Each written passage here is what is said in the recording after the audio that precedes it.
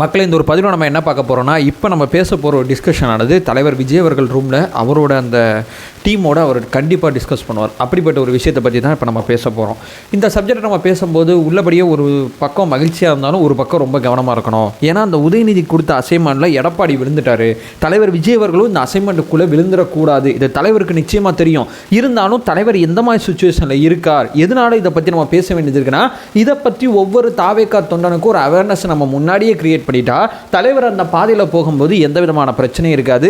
நம்ம கட்சிக்குள்ளே சில பேர் வந்து அது தப்புங்க இது தப்புங்கன்னு பேச மாட்டோம். ஸோ நம்ம தலைவர் எந்த மாதிரி சுச்சுவேஷனில் இருக்காரு, உதயநிதி அவர்களுக்கு கொடுக்கப்பட்ட அசைன்மெண்ட் என்ன, எங்கே எடப்பாடி விழுந்தாரு, இனிமே தலைவர் விஜய் அவர்கள் எப்படி செயல்பட போறார், எல்லாத்த பற்றியும் தெளிவான அந்த ஒரு பதிவில் பார்த்தரலாம். உற்சாக வணக்கங்கள், வாங்க பதிவுக்குள்ளே போகலாம். திமுகவை பொறுத்தவரையும் திமுகக்கு எதிராக ஒருத்தர் கட்சி ஆரம்பிச்சார்னு வைங்களேன், அது யாராக வேணா இருக்கட்டும். கமலஹாசன் ஆரம்பிச்சார், சீமான் ஆரம்பிச்சார், இன்றைக்கி தலைவர் விஜய் அவர்கள் ஆரம்பிச்சிருக்காங்க, தேமுதிக ஆரம்பிக்கப்பட்டுச்சு. இந்த மாதிரி திமுகக்கு எதிராக யார் கட்சி ஆரம்பித்தாலும் திமுகவோட தலைவராக இருக்கிறவங்க நேரடியாக முதல்ல அந்த கட்சியை அட்டாக் பண்ண மாட்டாங்க. முதல்ல திமுகவோட கூட்டணி இருக்கும் பார்த்தீங்களா, அந்த கூட்டணியை வச்சு ஒரு தலைவரை போட்டு செய்யும் செய்வாங்க. நம்ம தலைவர் கட்சி ஆரம்பித்த பிறகு இதுதான் நடந்துச்சு. எங்கே போனாலும் விஜய் அவர்களை பற்றி பேசுறது, அது மாநாடு, பொதுக்கூட்டம், கட்சி மீட்டிங்கு, வேற ஒரு நிகழ்வு, எங்கே போனாலும் தலைவர் விஜய் அவர்களை இந்த திமுகவோட கூட்டணி தலைவர்கள் மிகப்பெரிய லெவலில் தாக்குனாங்க. மதுரையில் மாநாடு தலைவர் விஜய் அவர்கள் நடத்தின பிறகு திமுகவோட தலைவராக இருக்கக்கூடிய முதலமைச்சர் மு.க. ஸ்டாலின் அவர்கள் மறைமுகமாக தலைவர் விஜய் அவர்களை தாக்க ஆரம்பிச்சாங்க. கொள்கையற்ற கூட்டம், உடனடியாக சிஎமாக முயற்சி பண்ணுறாங்க, அதுவாகிறாங்க இதுவாகிறாங்கன்னு சொல்லி இந்த மாதிரி சில விஷயங்கள்லாம், அதாவது கூட்டணி தலைவர்கள் நம்மளை தாக்குனாங்க. அதுக்கப்புறம் முதலமைச்சர் மு.க. ஸ்டாலின் மறைமுகமாக நம்மளை தாக்குனாரு. தலைவர் விஜய் அவர்கள் என்னைக்குமே முதலமைச்சர் மு.க. ஸ்டாலினை தாண்டி வேற யாரையுமே திமுகவில் தொட்டதே கிடையாது. வேற யாரை பற்றியும் அவர் பேசவே மாட்டார். முதலமைச்சர் மு.க. ஸ்டாலினுக்கு பிறந்தநாள் வாழ்த்துக்கள் தெரிவிப்பார். எடப்பாடி பழனிசாமிக்கு சொல்ல மாட்டார், சீமானனுக்கு சொல்ல மாட்டார். இதெல்லாம் வந்து அவங்களுக்கு சொல்லக்கூடாது அப்படிலாம் கிடையாது. நம்ம வந்து நம்மளுடைய இமேஜை இந்த இடத்துல வச்சுக்கணும். இந்த இமேஜ் நம்ம இறங்கி கீழே வந்தோம்னா நிறைய பிரச்சனை வரும். உதாரணத்துக்கு சொல்ல போனால் பிரதமர் நரேந்திர மோடி என்னைக்குமே ராகுல் காந்தி அப்படிங்கிற பேரை சொல்லவே மாட்டார். காங்கிரஸ் அப்படிங்கிற வார்த்தையை பயன்படுத்துவார தவிர ராகுல் காந்தின்னு சொல்லவே மாட்டார். பிரதமர் நரேந்திர மோடி ராகுல் காந்தி தனக்கு இணையான தலைவர்ங்கிறத நானே சொல்லக்கூடாதுங்க. இது உளவியல் ரீதியாக மக்கள்கிட்ட ரெஜிஸ்டர் ஆகும். அதனால அந்த தலைவர்கள் இந்த மாதிரி யுக்தியை பயன்படுத்துவாங்க. சீமானனுக்கு என்னைக்குமே முதலமைச்சர் மு.க. ஸ்டாலின் பிறந்தநாள் வாழ்த்து சொல்ல மாட்டார். நம்ம தலைவர் விஜய் அவர்கள் சொல்லல அப்படி இப்படின்னு கோச்சாங்கல்ல, முதலமைச்சர் மு.க. ஸ்டாலின் ஏன் சொல்லல? முதலமைச்சர் மு.க. ஸ்டாலின் சொல்ற அளவு சீமான் முக்கியமான தலைவர் தமிழக அரசியல் களத்தில் கிடையாது அப்படிங்கிறத இந்த பிறந்தநாள் வாழ்த்துக்கள் மூலமாக கூட அசைன்மெண்ட் வச்சு கூட அரசியல் பண்ணுவாங்க அப்படிங்கிறது நான் இங்கே சொல்ல வரேன். So back to the topic போவோம். இந்த மாதிரி முதலமைச்சர் மு.க. ஸ்டாலினை தொடர்ச்சியாக தாக்கும் போது முதலமைச்சர் நமக்கு எதிராக வாயை திறக்கணும். டிஎம்கே விசஸ் டிவிகே அப்படிங்கிற நரேட்டிவில் டிவிகேல இருக்கக்கூடிய ஒரு தலைவர் மிக தீவிரமாக பேசிட்டு இருக்காரு. டிஎம்கேல இருக்கக்கூடிய தலைவர் மறைமுகமாக விமர்சிக்கிறாரு. நேரடியாக விமர்சிச்சார்னா களம் டிஎம்கே விசஸ் டிவிகேன்னு மாறிடும் அப்படின்னு சொல்லி நம்ம தலைவர் அங்கிள் கிங்கிள் சொல்லி போட்டு அடியோ நடிச்சார் மாநாட்டில். ஏன்னா அப்போது ட்ரிகராகி ஏதாவது வார்த்தை திறப்பாங்க, ஏதாவது பேசுவாங்க அப்படின்னு சொல்லி பண்ண ஆரம்பிச்சாரு. ஆனால் மறைமுகமாக ரொம்ப தீவிரமாக முதலமைச்சர் மு.க. ஸ்டாலின் நம்மளை விமர்சிக்க ஆரம்பிச்சாங்க. ஒரு நேரத்தில் பேனா நிறுவனம் அவங்களுக்குள்ள ஒரு டிஸ்கஷன் போயிருக்கும் போல, இல்லைங்க மறைமுகமாக நம்ம விமர்சித்தோம்னா அது சரியா இருக்காது. என்னைக்குமே வந்து ஏன்னா டிவிகேவை டிஎம்கேக்கு எதிராக நிப்பாட்டோம்னா டிவிகே ஜெயிக்க வாய்ப்பு இருக்கு. நம்ம என்னைக்குமே அதாவது வலு இல்லாத ஏடிஎம்கே நம்ம எதிரியாக வச்சுப்போம், எடப்பாடி பழனிசாமியை நம்ம எதிரியாக வச்சுப்போம். விஜய் அவர்கள் அந்த இடத்துல வச்சோம்னா சரியா இருக்காது. நேரடியாக விமர்சித்தாலும் மறைமுகமாக விமர்சித்தாலும் நமக்கு பஞ்சாயத்து இருக்குன்னு சொல்லி புரிஞ்சுக்கிட்டாங்க போல. அப்போ என்ன பண்ணாங்க, உதயநிதி ஸ்டாலின் அவர்களை கூப்பிட்டு ஒரு அசைன்மெண்ட் ஒன்று கொடுத்துருக்காங்க. ஆல்ரெடி உதயநிதி ஸ்டாலின் அவர்கள் எடப்பாடி அந்த மாதிரி போய் தாக்குனாரு. எடப்பாடி பழனிசாமியை உதயநிதி ஸ்டாலின் அவர்கள் ரொம்ப போட்டு தாக்குன்னு தாக்கும் போது எடப்பாடி பழனிசாமி உதயநிதி அவர்களுக்கு ட்ரிகராய் பார்த்தீங்கன்னா பதில் சொல்ல ஆரம்பிச்சாரு. ஆல்ரெடி உதயநிதி இந்த அசைன்மெண்ட்டை எடப்பாடிக்கு எதிராக பண்ணியிருக்காரு, பண்ணி ஒரு நல்ல ரிசல்ட் எடுத்து கொடுத்துருக்காரு. அப்போ அதே உதயநிதி ஸ்டாலின் அவர்கள் விஜய் அவர்களுக்கு இந்த அசைன்மெண்ட்டை கொடுக்கும்போது கண்டிப்பாக அதை சக்ஸஸ்ஃபுல்லாக பண்ணிடுவான்னு சொல்லி இப்போ சமீபத்தில் பார்த்தீங்கன்னு வைங்களேன், அறிவு திருவிழா அப்படிங்கிற பேரில் நம்மளை அட்டைன்னு சொல்லி விமர்சிச்சிருப்பாரு. ஒரு காட்சி பொருளை பார்க்க வர்ற கூட்டம்னு சொல்லி தலைவர் விஜய் அவர்களை பார்க்குற கூட்டத்தை பற்றி பேசியிருப்பாரு. தலைவர் விஜய் அவர்கள் ரொம்ப ரொம்ப ஒரு மாதிரி பிலோ த பெல்ட், அவர்லாம் ஒரு சீனே கிடையாதுங்க, அவர்லாம் ஒரு ஆளே கிடையாதுங்கன்னு சொல்லி இந்த கரூர் இன்சிடென்ட்டுக்கு அப்புறம் உதயநிதி ஸ்டாலின் அவர்கள் தலைவர் விஜய் அவர்களையும் தாவேக்காவையும் மறைமுகமாக நிறைய விமர்சிக்க ஆரம்பிச்சிருக்காங்க.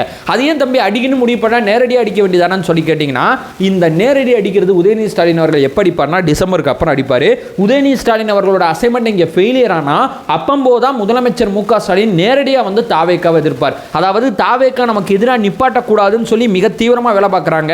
களம் தாவேக்காவை நோக்கி வந்துச்சுன்னு வைங்களேன், வேற வழியே கிடையாது. ஏன்னா ஒரு பக்கம் தலைவர் விஜய் அவர்கள் மிக தீவிரமாக திமுகவை எதிர்க்கும் போது இங்கே திமுக பதில் சரியாக கொடுக்கலன்னா மக்கள் அதை நம்பிடுவாங்க அப்படிங்கிற பயத்திலேயே மார்ச்சுக்கு அப்புறம் களத்தை நம்ம சரியாக செட் பண்ணிக்கிட்டு இருக்கோம். இந்த தருணத்தில் இதை தீவிரமாக நம்ம பண்ண ஆரம்பிச்சோம்னா இந்த டிஎம்கேல இருக்கக்கூடிய தலைவராக இருக்கக்கூடிய முதலமைச்சர் மு க ஸ்டாலின், தாவேகா தலைவராக இருக்கக்கூடிய விஜய் அவர்களை நேரடியாக எதிர்த்து பேசுவார். அதற்கான வேலைகள் தான் இங்கே போயிட்டு இருக்கு.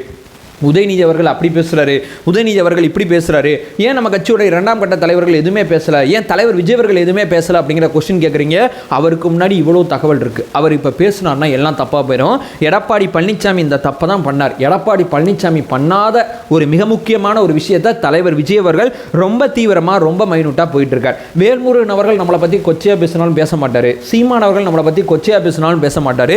லெஃப்ட் ஹேண்டில் நவுத்திடுவார். ஏன்னா இவங்கெல்லாம் இப்படி பேசுறதுக்கு காரணகர்த்தாவாக மேலே இருக்கார்ல முதலமைச்சர் மு க ஸ்டாலின். ஏன் சண்டை மெயின் வில்லனோட தான். கீழே இருக்கக்கூடிய அந்த சப் வில்லன்லாம் எனக்கு நோக்கம் கிடையாது. இந்த சப் வில்லனோட சண்டை போட்டுக்கணுங்கிறதுக்காண்டி தான் இந்த மெயின் வில்லன் இந்த அஜெண்டாவை செட் பண்ணி விடுறாரு. இந்த அஜெண்டாக்குள்ளே நான் விழுக மாட்டேன் அப்படின்னு சொல்லி இவ்வளவு நாட்கள் ரொம்ப தெளிவாக ரொம்ப கரெக்டாக கொண்டு போயிட்டாரு. ஸோ இப்போ உதயநிதி ஸ்டாலின் அவர்கள் அப்படிங்கிற அந்த அசைன்மெண்ட் ஸ்டார்ட் ஆயிருக்கு. இன்னும் பாருங்களேன், எங்கேயாவது மைக் கிடைச்சாலும் எங்கேயாவது மேடை கிடைச்சாலும் உதயநிதி ஸ்டாலின் அவர்கள் தாவேக்காவை மிக கடுமையாக விமர்சிப்பார். எழுதி வைங்க. போக போக போக போக உங்களையும் என்னையும் ட்ரிகர் பண்ணுற மாதிரி ரொம்ப தீவிரமான வார்த்தைகளை பயன்படுத்துவார். ஏன்னா உதயநிதி ஸ்டாலின் அவர்கள் வார்த்தை உரையாடல் எப்படி இருக்கும் அப்படிங்கிறது நமக்கு நிச்சயமாக தெரியும். ஸோ உதயநிதி ஸ்டாலின் அவர்கள் விசஸ் விஜய் அப்படிங்கிற ஒன்றை கிரியேட் பண்ணுறதுக்கு திமுக முற்படுது. நம்ம தலைவர் விஜய் அவர்கள் ரொம்ப தெளிவாக ரொம்ப கரெக்டாக போயிட்டு இருக்காரு. இங்கே தாவேக்கா தொண்டர்களாக நம்ம என்ன பண்ணோம்னா நம்ம சண்டை போடணுங்க உதயநிதி ஸ்டாலின் அவர்களுக்கு எதிராக. அதே நேரத்தில் உதயநிதி ஸ்டாலின் அவர்களுக்கு திமுக பதவி கொடுத்த, தமிழ்நாடு அரசில் துணை முதலமைச்சராக பதவி கொடுத்த முதலமைச்சர் மு க ஸ்டாலின் அவர்களையும் சேர்த்து நம்ம கேள்வி கேட்கணும். உதயண்ணாவோட நம்ம நிப்பாடி கூடாது, முதலமைச்சர் மு க ஸ்டாலின் அவர்களோட சேர்த்து இந்த உரையாடலை நிகழ்த்திக்கிட்டே இருக்கணும் அப்படிங்கிறத நான் இங்கே சொல்ல வரேன். ஏன்னா அவங்க நமக்கு எதிராக ஒரு மிகப்பெரிய காக நகர்த்தணும் அப்படிங்கிற பேரில் அப்படி காலரை தூக்கி விட்டு களத்துக்கு வந்திருக்காங்க. வந்த எடுப்புலேயே நம்ம அந்த சதியை முறியடிச்சு விட்டணும்.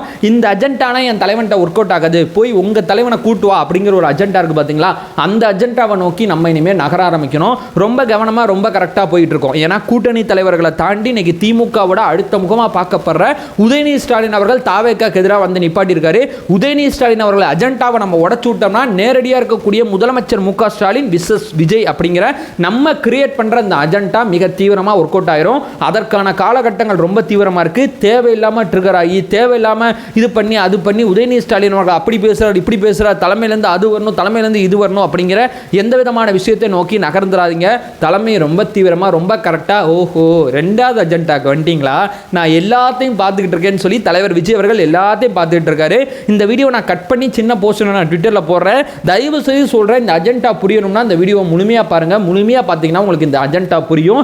அதை சொல்லிட்டு இந்த வீடியோ என் பண்ணிக்கிறேன். இப்போது ஒரு மகிழ்ச்சிகரமான விஷயமா நம்ம என்ன சொல்ல போகிறோம்னா, லெவல் 3 வச்சு தான் திமுக முதல்ல எல்லாருமே தாக்கும். கமலஹாசன் அவர்களை லெவல் 3 முடிச்சு விட்டாங்க.